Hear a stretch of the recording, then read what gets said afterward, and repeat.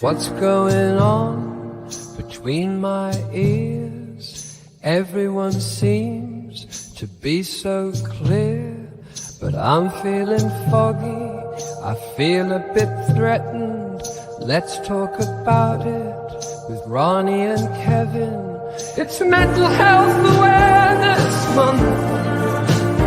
It's Mental Health Awareness Month. It's Mental Health Awareness Month. And this is the Judgement Seesaw.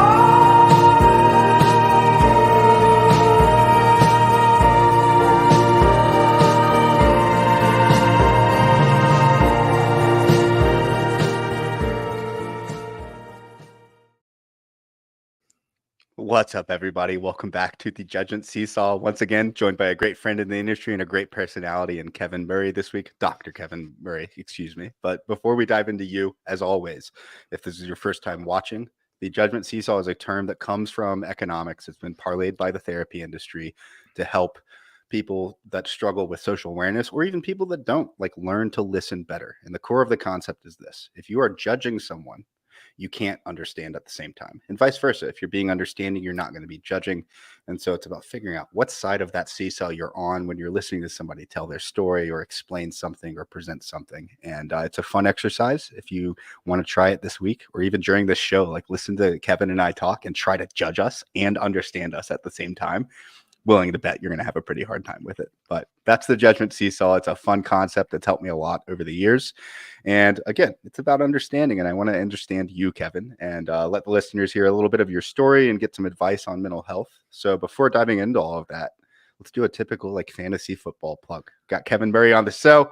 What you got going on in the fantasy industry right now? And you also sounds like you have some pretty cool stuff going on in your personal life too. Yeah, lots going on. It's a fun season. Obviously, if you think about it just from the fantasy perspective, it's a good time of year because there's a lot ahead, a lot to be excited about. But from my perspective with fantasy, it's about sharing this great game, right? So everything I do, it's all about kind of amplifying the game. I want more people to discover fantasy, to have a better fantasy experience, because I know how much it's impacted me over the years, right? I know how important my fantasy league is and how it's impactful with connections and relationships. And so I want people to get the best and the most out of fantasy. And so, yeah, it's where Fantasy Football Unlimited comes in. It's really about trying to share the love of the game and share resources and share personalities. So obviously I've done a lot with the with the podcast of late this last year, right? We just hit 100th episode. Most of those have been incredible interviews with so many incredible, amazing people from this industry. So that's been such a joy for me. And that's what it's about right now for me. Well, hey, shout out to the 100th episode. You had Andy Holloway on. We all know Andy. He's been around, one of the biggest names in all of fantasy sports. And you can go find that. It's FF Unlimited on YouTube. Just type in Fantasy Unlimited. It'll pop up. Selfishly, I'm going to be on there at some point here in the next 2 months too. So you can come see me ramble about stuff there as well. But it's really cool. You work with football guys. And do you want to talk about anything with your personal business, or you just leave that off air? Well, I mean, yeah, I just we're shaping things, personally when it comes to the career and everything that I've done for the last 20 years, to have more time and more availability to participate more in the fantasy community and in this industry. So excited and thrilled about that. But it's an ongoing process. It's going to take a little while to kind of get everything dialed in. But there's definitely change where hopefully I'm much more present in this fantasy space, because it's I've been a fantasy football commissioner longer than I was a chiropractor, and obviously still a chiropractor, but this fantasy stuff, it goes way back for me. It's a huge passion of mine, and so the more I can kind of free things up to be able to spend more time in this community, the better for me, for sure. Love that. Well, speaking of the community and you, can you give a little run through on just mental health wise, what you've seen, what you've experienced, if you have anything personally that you've worked through, and just a general synopsis of your thoughts on that whole umbrella? Well, with fantasy, this community, it's grown so much and it's evolved so much. We've all kind of wandered into this, into the Twitter sphere and into the Twitterverse over these last handful of years. Some people have been, in the fantasy community for years, contributing. Some people have just kind of arrived. A lot of people arrived during COVID, during a time where they kind of had to, find something. And so we've all seen so much, depending on, where you kind of came in on the timeline of this fantasy community. We've all seen so much, and it's evolved, and everyone's grown together. Events like the Expo brought people together, so it's a unique group of people, and with that, so many connections are made, and we see a lot of kind of behind the scenes of what people deal with, and in this community, there's a lot of people that have obviously struggled with mental health, but from a better lens, like so many people that have been advocates for it, and it's allowed people to speak more about what they're going through, and it's just been so wonderful to see how, again, the community has evolved into a point where people talk about it. And I guess before I go any further, like, shout out to you for what you've done with this, like this month. Like, you've been going hard, talking to amazing people every single day, and for you, knowing your story and knowing how passionate you are about mental health, like, I'm just thrilled for you to be able to get in here and do everything. How are you doing, like, Hey man, getting all these right, like these I interviews? It's awesome. well, I appreciate it. It's the focus of the show is you, but I'll take a moment just to share from my end. It's been great. The reason I'm doing this, for anyone that's watching, if you struggle with like, I want to go do content, but I'm like afraid of doing it. That was me for 2 years. I used to actually have a fantasy football podcast. I stepped away from the industry, went through a mental health journey, and was kind of felt ready to do content like a year and a half ago, but I wasn't, and was never going to actually feel ready. And so I took the opportunity of this. It's a bit of a calling for me to share mental health and support it because it's part of my life journey. But this has been amazing exposure therapy. If you go back and watch all the episodes, you'll see like the graphics improve a little bit each time. The music improves a little bit each time. My flow and my questions and just the overall experience is getting better because I was rusty. I hadn't done this in years.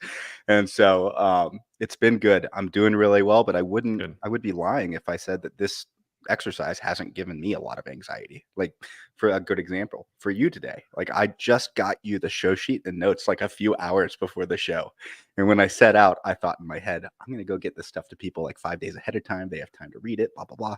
Haven't been able to. Working there and getting closer, but it's been really good. And also just a shout out to the Fantasy Moose for being the OG in like the fantasy industry, sharing stories and mental health advocate. He inspired me a lot years ago to be open about it. And shout out to FF Face Off. They're doing the podathon again. It sounds like, I think July, somewhere around there, July or August. And so it's been great. Before we dive into a little more things, let's just shout out a couple people. Toronto Dave, amazing guy.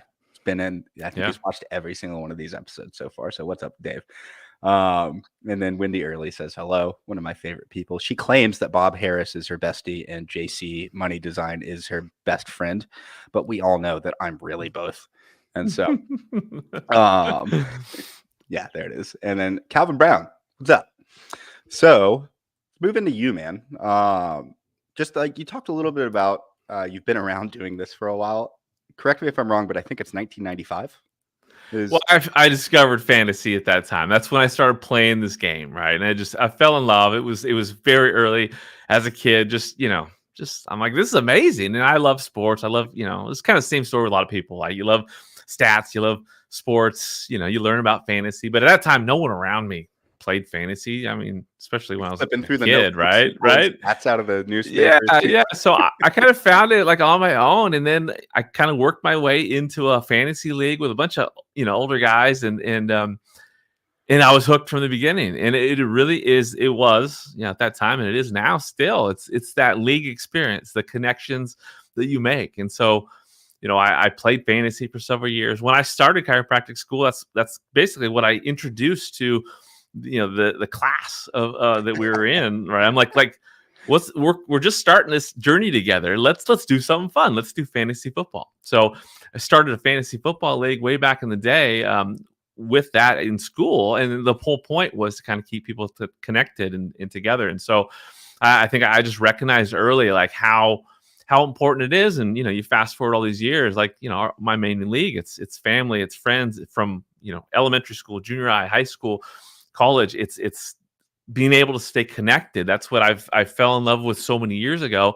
And that's the reason why I'm so passionate about fantasy football, because I think it goes so much farther than just the game, in the competition, right? It's if you get a great league, in this world, whether it's just men or if it's, everybody, on the planet, Sure. Communication's a problem, and connections, is an issue. And so we need reasons to stay connected, and we need things to talk about. And I think the more connected people are, obviously, the more you can kind of get, into the deeper stuff and learn more about what actually matters, what people are going through, and show compassion and empathy and grow together as humans. And I think fantasy football leagues do that. And so that's just a huge foundational part for me. So it goes way back in the day. And I, played fantasy with my friends and didn't know about this community for years and years and years. But early on, I recognized like just how special the game was. And I think it kind of ties into mental health, and that, if you have a group of people that you come together and compete with and have fun with, life's better. Like you have a little more clarity when it comes to perspectives on the world around you, because this world around us is crazy. It's crazy. Yes, it's right. We have too much information we're exposed to these days, in my opinion. For sure. A little more ignorance would be helpful. That's a loaded thing to say. I'm joking. You shouldn't be ignorant. Stay informed. But yes, like just going back to what you harped on with the connections and the community building aspect of fantasy football. I love that. That is one of the foundational truths about fantasy sports that I think people forget these days, because we have other social media networks that we work through. Like fantasy football lives on X. X is a social media network. So yeah, it's a social thing because we're on a social. It's not because of the social networks that we're on. If you go talk to people like Kevin or other people that have been around for multiple decades, and we're kind of around in that first 15 years when fantasy football was becoming a thing, the whole point of it is to socialize and connect. And it kind of was the first social network for men in the US. And it's really important. It continues to be a driving factor for like why it's such a fun hobby, because like you said, it allows you to connect with people, stay connected, and engage in something more than the alternative, which is like, for example, I'm friends with all my friends from college on Facebook, and I send them a heart on their birthday and follow up every once in a while. No, you're like engaging in an activity with them, which makes the connection stay strong and vibrant. For sure. With you, have you got in because you loved it, the community, you kicked off a league, helped out people in like a completely different field, fall in love with it. All that's great. Has your appreciation and like approach to the game evolved over the years? The game of fantasy? Mm-hmm. Or just like what you're doing in the industry? I guess it's a rhetorical question. The answer is yes, but could you expand on why? Yeah, I mean, I think that obviously the game of fantasy has changed a ton over the years. But it's the community, like realizing like how many more resources are out there, and seeing like, wow, this whole world exists beyond just like the normal media platforms that most people will play on, and so just seeing like how many great content creators out there. I've definitely dove deeper into fantasy analysis just because of just the discovery of all the different content resources out there. Yeah, it's gotten a lot more expansive and comprehensive. It's the word that people will often use to describe the difficulty of the industry these days is that it's saturated. I don't think that's a bad thing. It's just it's a pretty clear example of how awesome this industry is and how many people want to be a part of it. And For sure. For you, like you were one cool note that I want to make sure all of the listeners know is that Kevin was named Fantasy Football Commissioner of the Year by ESPN and Pizza Hut, of all things, in 2016. And you joined up with Football Guys when? Shortly after that? No, actually, it was after the 2021 Expo. Just talking with Joe and getting connected with Joe, just shared some stuff on commissioner content and whatnot, and then just kind of our paths kind of crossed that way.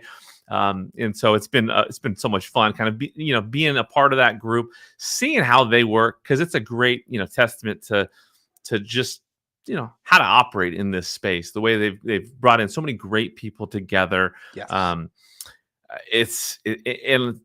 I can't say enough about football guys, and I've been on the retreat and kind of just seen the behind the scenes, and that's a company that they got it right when it comes to caring for people, amplifying great voices within the industry.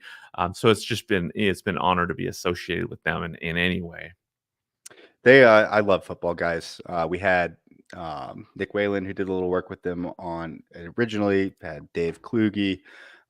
Later this week, we're going to have Leo Pasiga. Forgetting Nice. one or two other people. I think I've had 6 or 7 people from Football Gods on this series, or that will be on. And then, of course, closing out the month with Bob Harris, who is now a Football Guys guy as well. And so it's hard to escape y'all. I mean, y'all are everywhere. So. Amazing group of people for sure. Absolutely. Absolutely. So with that, and with your roles in the fantasy football space, let's gear it back towards mental health a little bit. Yes. Have you gone through any mental health struggles, or is your experience with it mostly been from just observing and advising people? I would say that I've been pretty blessed. Like, I can't really think of too many times in my life where I've had concerns, but I've seen it Sure. all around me, right? And as a healthcare provider, I mean, it's a huge part of the day-to-day when it comes to and an employer and a small business owner. And I mean, I see it. It's around me. It's been around me my entire life, and so I'm well versed with it. I understand. There's just people go through so much. In this world, there's just so much working against us, and everyone has a story. Everyone has a reason behind kind of where they're at. And right. I just have learned that it's just so important to have empathy towards people. You don't know what people are dealing with. The more you can communicate and show some compassion, you're going to help them. I think, just early on, in my professional career, as a chiropractor, I mean, I don't know, not sure how many people are aware, but on this side of things, it's an amazing profession. Like, when it comes to helping people. So early on, I definitely got addicted with the idea of gosh, helping people is the best. And so I've kind of just for all these years, it's kind of worked, kind of how I see fantasy in the industry as well. I've discovered all these amazing, people in the community. I want to help. I want to help boost people. And then I guess side note, where I'm really obviously aware with mental health is just, I understand, this world when it comes to, the environment. Like, we are bombarded with stresses, right? Physical, mental, emotional. It's mind blowing. It's mind altering when you understand how toxic this world is when it comes to just products, and there's so many things working against us that affect us physiologically, just from stuff we consume, whether our diets or healthcare or products, or we're exposed to so much that affects our internal physiology, whether it's hormone disrupting products, or again our diets are massive, have a massive impact on our health, right? And our physical health, right? Obviously exercise is huge when it comes to mental health, right? Yes. And in this world, I mean, exercise is not as prioritized as it should be. And so there's just all these things working against us. And so clinically, I'm constantly working with patients and trying to get them through pain and help them along, and there's all these forces working against them. So I'm very much aware of the impact that mental health is having on people's lives, and it's where I again kind of become an advocate for it, just because I see the impact. I see what people can't break through when it comes to pain and how it's affecting their mental health, or how their mental health is affecting their ability to be more active or to be more conscious of diet. So I see it all. It's something that I just I just never want to judge because I just empathize with people and what they're going through. And it's, it's complex topic for sure. Sure, sure. Well, and the complexity is often what steers people away from embracing it and trying to understand. Like I've told a few other people that have gone on, because the majority of people that have been on the Judgment Seesaw so far are like, hey, this is like my mental health challenge that I'm dealing with. But I've had a handful of people like yourself on that are advocates and supporters and people that really care, that don't have those intrinsic like issues. And in my opinion, you guys are in many ways like more important than people who are suffering and sharing. Not that that isn't important. It's important to suffer and share, but in order to move the mental health conversation on, it is absolutely paramount that people like yourself are willing to do what you do and listen and be supportive and try to at least like meet somebody in the middle on what is often an inexplicable thing that they're going through that they can't even truly explain. And that's really, really, really difficult. It's really powerful. And it is, as you mentioned earlier when you were talking, like the fantasy industry has a ton of people like that. And it's growing every year. I think starting with Fantasy Moose and other people over the last 7 or 8 years, the industry has gone from largely ignorant to mental health struggles to like very, very in tune with it. And that's been amazing to watch. And it's not just our industry, but society as well, and professional sports.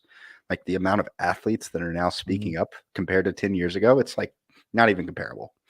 And so yeah, I just wanted to shout you out and say that like that is without question, like we in the mental health community can only do so much because we're dealing with ourselves. So we need other people to help move the conversation along and oftentimes help move us along. You did that for me. Was it 9 months ago, somewhere around there?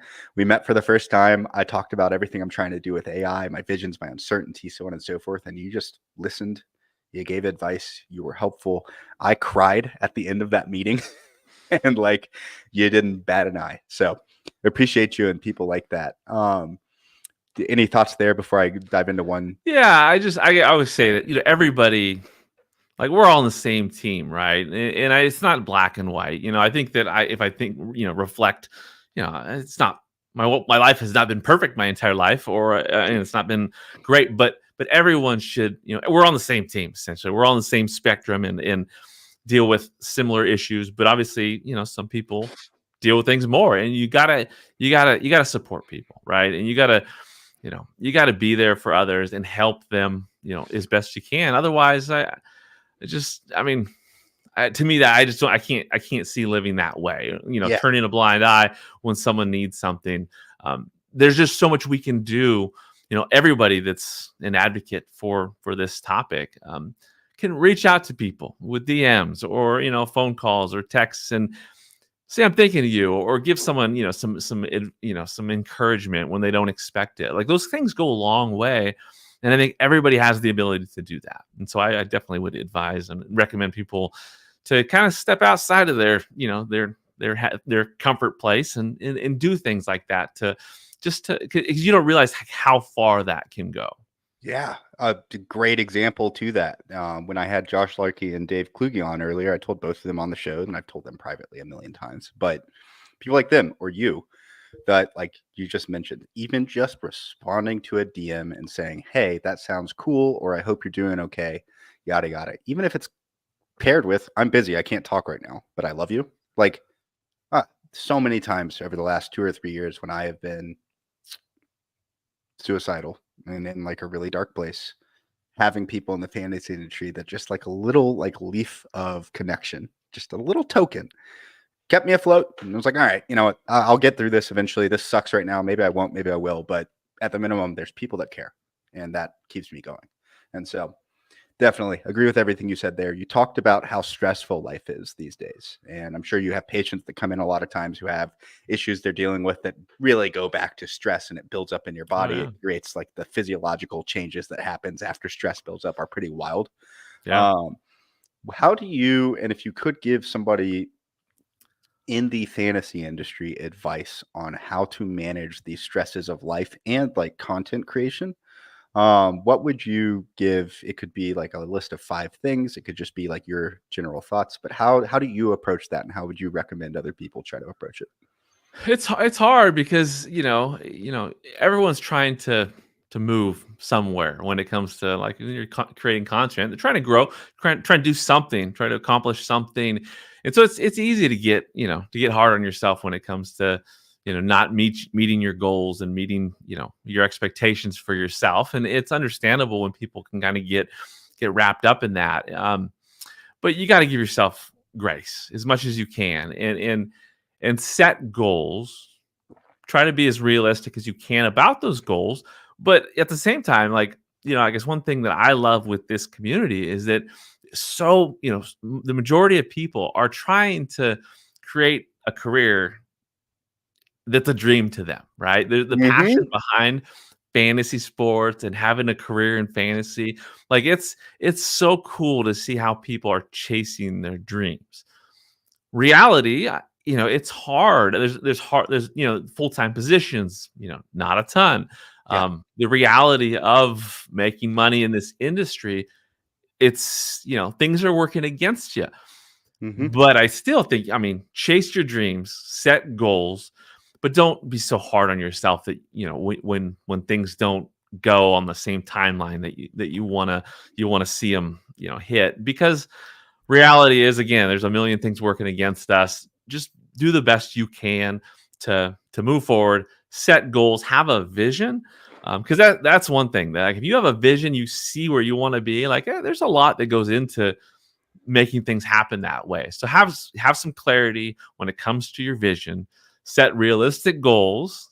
Also shoot for the stars a little bit at the same time. And again, like, the more you can surround yourself with people that understand where you're going, understand your vision, and you can shoot things with when it comes to concepts and topics and advice and motivation, all kind of stuff. Surround yourself with as many good people as you can, people that you admire, people that you respect, and I think a lot of those things will kind of work themselves out, right? You surround yourself with good people, set goals, have a vision, and I think you'll get further than you would expect. All right. Give yourself grace.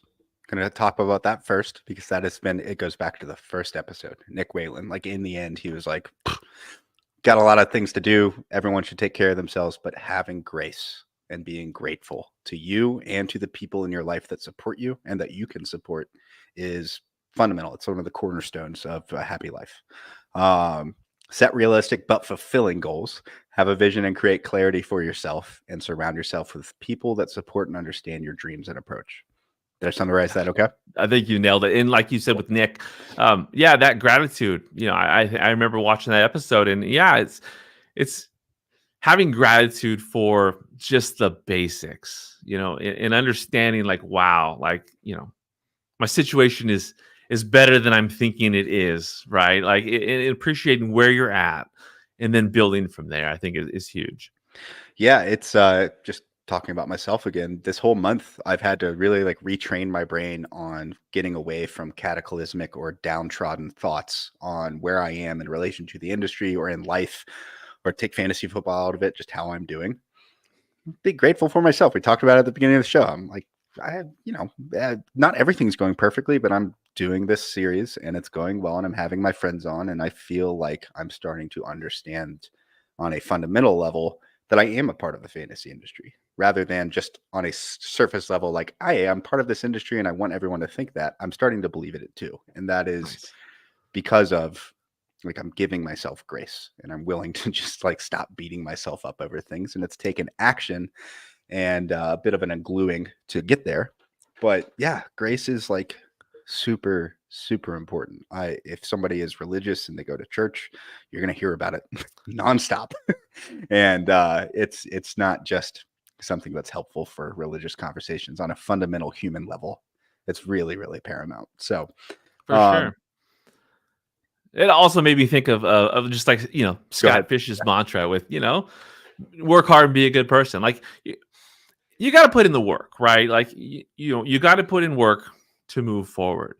But at the same time, be a good person. You're gonna grow a network of people around you that are gonna want to support you along the way. So obviously putting in the work, but then again, like you said, have some grace for yourself. Put in the work. Things are gonna work out. Might not be on the timeline that you want it to, but things are gonna move in the right direction if you're moving forward. The worst thing you can do is just be complacent and not move forward. Yeah. I think that, well, first of all, shouting out Scott Fish, talked about it a lot on the show. It's unavoidable this time of the year, but it's kind of the thread that ties the industry together during the off season. It's the event that everyone loves and supports and wants to be a part of. And that, like, be a good person, but work hard, be a good person, however it goes, is definitely true. For the industry at large and your relation to it, you've done 100 interviews now with people from around the fantasy space. Are there any really unique or any lessons or topic points that just stick out to you that could be tied back to like a mental health conversation? Oh my gosh, that's a great question. If I try to think about common threads, throughout,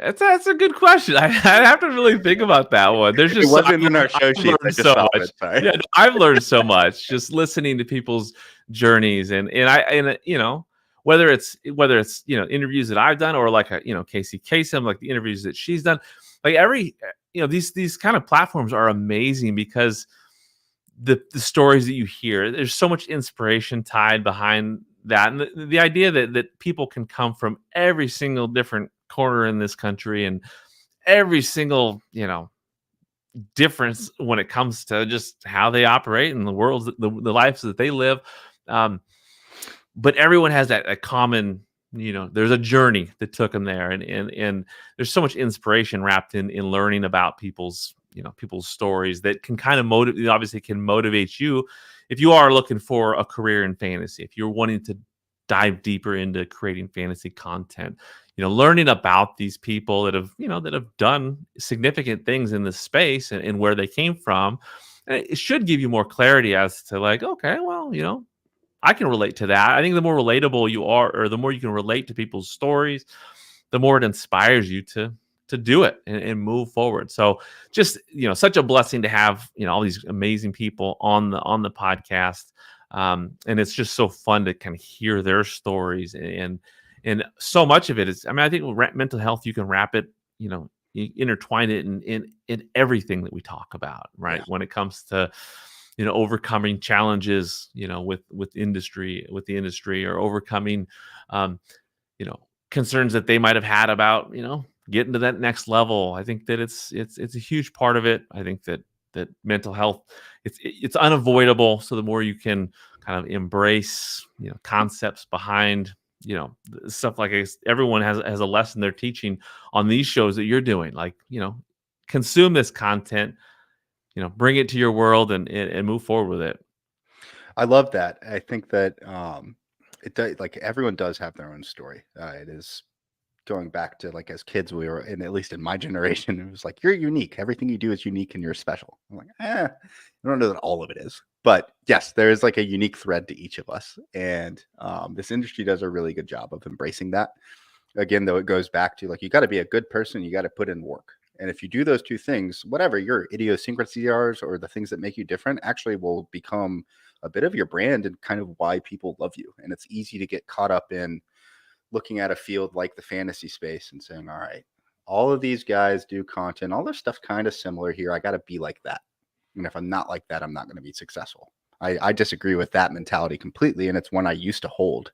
And I've learned over the years that embracing who you are, being true to yourself, being true to your own brand, and being a good person, if you layer those things together, you'll be embraced by the industry. I got two things popped in my head. One common thread is obviously authenticity, right? I think that being authentic is huge when it comes to, being in this space. People are going to gravitate towards people that they, again, relate to, but they see that's who they are, right? So authenticity is huge, and I think that authenticity helps a lot with imposter syndrome. Like, I think the the more people try to be other things or to be a certain way, like the more it's probably a more tendency to at some point kind of think, oh, I just, I'm not being authentic. Like I feel like authenticity kind of brings you back into like just be you, be who you are, and let the people that that gravitate towards that, do that and appreciate you for who you are. I think that's huge, to be authentic. And the other thing is, one common thread throughout the entire interview series is the fantasy football expo, right? Like most Yes. people, people come to the expo with expectations or a lot of nervousness. A lot of people come solo, right? You show up, you don't know what That to was me expect. last year. Exactly. I've gone solo a few times, and it's like everyone deals with kind of those feelings of like, oh gosh, like how do I get into that group? Oh, I want to talk to that person. Like everyone deals with that stuff. And so the amount that you gain by kind of breaking through, getting into the expo, putting yourself in an uncomfortable position, you're going to find how much comfort you can find in that spot, right? Getting uncomfortable, it'll take you to that next level where you realize, wow, this community is amazing. These people are all, in it, again, from every different background imaginable, but that common thread of fantasy football and this community, like the expo is just been huge for Dude, it's so many amazing. people. Yeah. Huge. Dude, getting there is people say like don't meet your heroes. Go meet them at the expo. It's you'll find out the industry is pretty awesome. We're in a unique field, and to be able to go, like last year for me,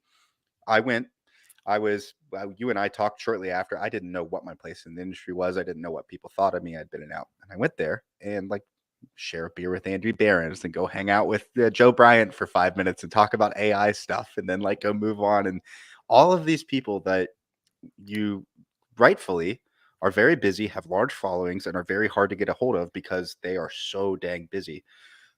You get to go to the expo and like have a beer with them and talk, and the way that breaks down the walls of uncertainty is so powerful. I really, it's expensive to get there. You got to travel, you got to pay for your ticket and all that. But if you can figure out a way to get there, do it. And also, for anyone that is going this year, or is thinking about going but is worried about cost and expenses, share that on X. Be like, hey, I want to go to the expo this year. I need to find help to make it viable.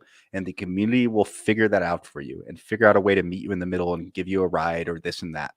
Last year, lots of people did that. And once you get there too, like there's like an army of people with cars that have driven in town that drive you everywhere. And it just like so much support. I could go on and on about the expo. I love it. Yeah. I just linked in the thing selfishly. I made a really, really goofy song because I thought I wasn't going to be able to go this year because my work has the first 2 weeks of August blacked out. I teach, and I met with them last week and was like, look, I don't care. I'm not doing that. I'm like, I'll find a different job. I can't do this. I have to go to the expo. It's important to me. And they were like, okay. So in the comments, if you get bored after this episode, you can go listen to a song that's about Jeff Bell and the expo. I'm staying with him, and I love it. in general. No, it's true with that expo. I mean, again, I think it's a powerful tool for mental health, right? You want to make connections. A lot of people live in a world where they just are lonely, right? Like you want to make connections, you want to meet people. You're nervous about things that are holding you back. I think that the more you can connect with people at the expo, if you're having problems with finding opportunities in this space, they're going to come about. So there's just so much good that comes out of the expo. I think it's a healthy thing every year for mental health to get to that expo and enjoy these people, because this community it's all about the love and compassion and championing other people. And I think the expo is just fantastic. When you brought up imposter syndrome, I mean, that it like erased it for me last year. And I think for everyone that's like, if you haven't gotten a job in this career yet, you should go to the expo and be like, oh my gosh, you'll get to see like everyone's in the same boat as you. Even the people with jobs, they know it's kind of volatile. We're in a journalism business. And so it's just the best. So shout out to Bob Lung, the expo in general. Definitely try to go if you can. And one last thing here, and then I want to hand the floor over to you, and we can wrap it up because we're almost at 45 minutes here. for you, we talked about like maintaining mental health, quote unquote, good practices. You gave some good advice there, but looking ahead, what are your goals? If you can talk about them now that you've quote unquote under the table, I've learned that you've freed up some time for fantasy football. What are your goals for fantasy football unlimited and your personal career? And do you have any plans to incorporate like mental health with that, or just like the vibe of supporting mental health along the way? Yeah, I mean, I think that the foundation of Fantasy Football Unlimited, the reason why I created it was to help share resources in fantasy and amplify the people out there that are just incredible content creators that most people might not be aware of, that if they're just playing the game, on ESPN or CBS or Yahoo, right? That there's so many people out there that are doing incredible things. I want to help, amplify that. So I think that it's, the fantasy football unlimited path is really about, I guess it's unlimited, right? I want to help share resources and share these personalities, these incredible people in the community in any way that I can. So obviously the interviews have been a huge part. But obviously there's a lot more that I can do. And so freeing up more time will allow me to, kind of really fulfill a lot of what my vision is for the brand. So much excitement, exciting things ahead. But it's still a time where I'm kind of figuring out how to make it all work. So I would I'd love to bring in more of a team to help, contribute around, what I'm doing. I obviously I love the commissioner aspect of things. So, I love that to be a hub for commissioner content in this space. But there's so many things I want to do with it. I'm excited to be able to kind of move that direction. I love it. I love it. Remember, everyone, it is fantasy football unlimited. So last thing here, can you name 3 or 4 people that throughout your career in the industry that have been pivotal in helping you like escape imposter syndrome and feel like you have confidence in yourself and that you're doing the right thing? People that are from the fantasy space. Oh my gosh. I mean, I can shout out a million people. I'll try to make this quick. No, do it. When I won the fantasy football, commissioner of the year deal, like at that time, 2016 or so, I was not aware of, again, how many people were in this community, right? I was more familiar with the big names, because I just love the game and tried to make my league as fun as possible. It wasn't until that experience where I was exposed to so many amazing people in this space that I realized that they existed. And the support that I got, like the encouragement for, the commissioner of the year, the appreciation for the fun stuff that I was doing with my league came from everywhere. And this was, 2016. So, I mean, all those ESPN people, whether it's, Matthew Berry and Stephania Bell and Field Yates, and like these people were incredible at that time for me and so supportive. Same time, I kind of connected with the footballers and along the years, over the years, they have been just so cool to me and just so supportive.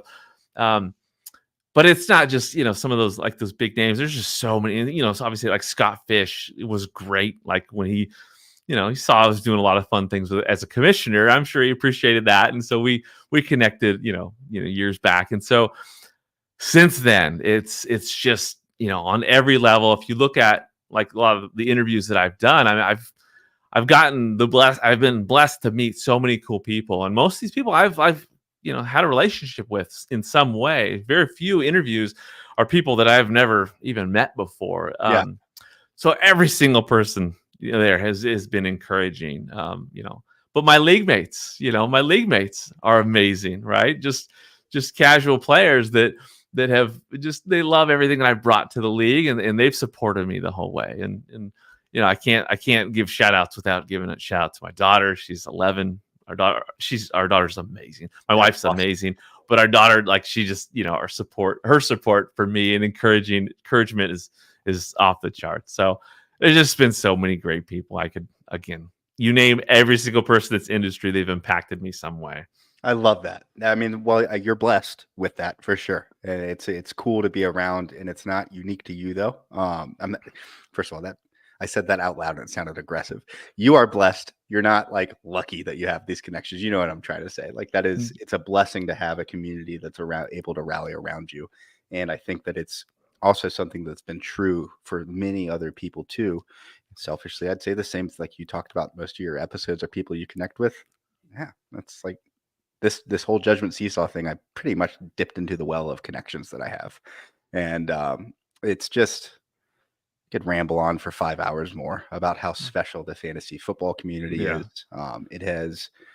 I've had people on this show talk about how it has been like the North Star for them to like figure their life out. It's been true for me. It's been something where for people like you, it's been this amazing thing that you've turned into a career. And now you're even able to like step away a little bit from another career to go focus more on this. I would just shout out the entire fantasy community. It's really special. Every day I wake up and I think, man, this is amazing. Like, you see the stuff on Twitter, you see but there's just so many good people that have impacted me in one way or another. And so it's just something I'm so grateful for. Well, I am grateful for you, Kevin. Thank you for doing this. The final anecdote I'd say for everyone is this episode has been only positivity, right? Just how awesome the fantasy community is, this and that. There's a dark side. It's getting less and less every year, but it's not that the fantasy industry itself has a dark side. It's just there's like 10,000 people in it. So, of course, you're going to have people with bad days and blow ups and this and that.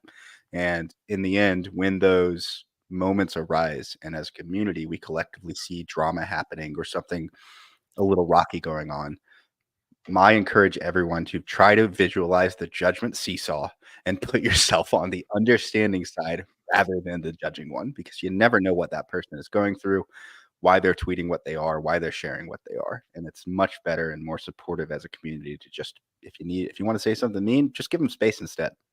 But if you're ready to talk, reach out and ask if they're okay. So love it. That's it. This has been Kevin Murray, Dr. Kevin J. Murray from Fantasy Football Unlimited. Football guys, been around for a while. Pizza Hut ESPN Commissioner of the Year. We're getting almost a decade ago. We need to have like you need to have a party to celebrate. That's the best part of it. They did the award. They haven't done it since. So it's just each year, it lives on. It's just you, man. They were like, I love it. Well, this whole thing is screwed. We're never going to top Kevin. We're canceling it. So. It's just funny. Well, Kevin, I appreciate you.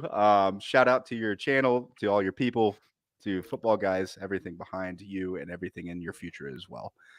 Thanks for hopping on. Anything else before I close it out? Much appreciated. Yeah, just make sure you watch these episodes. There's so much value. I've seen so many of these, and what you have done has been incredible. I'm so proud of you, so thrilled for you. Can't wait for you to break onto the scene with all the AI stuff. I mean, there's so much ahead.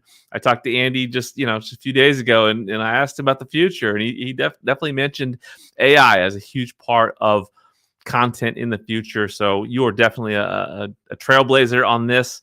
I can't wait to see what you are bringing to this space when it comes to this new thing that we kind of have to deal with, right? Yeah, it's a new thing that's going to give people some mental health issues, I think, over time too, because it's very complicated. So yeah, it's apt. But I appreciate you saying that. I'm excited to do it. I am not going to paint a picture like that for myself. I'm taking it one day at a time, a little bit, roll out, and just keeping myself comfortable. But in general, this is the Judgment Seesaw. This has been Dr. Kevin Murray. Amazing person. Give him a follow on Twitter. It's at Dr. KJ Murray. And in general, I'll be back tomorrow with Jorge Edwards from Fantasy and Frames. See y'all. What's going on between my ears? Everyone seems to be so clear, but I'm feeling foggy. I feel a bit threatened. Let's talk about it with Ronnie and Kevin. It's Mental Health Awareness Month. It's Mental Health Awareness Month. It's Mental Health Awareness